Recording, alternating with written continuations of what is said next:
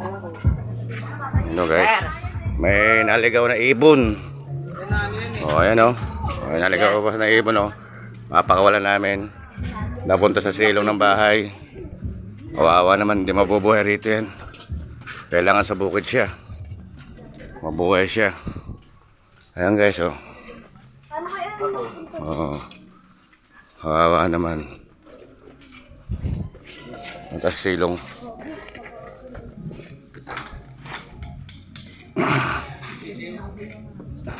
Tagak. Oo, tagak. Hindi mo mabubuhay yan doon. Alagaan nila, hindi mo mabubuhay yan. Ha?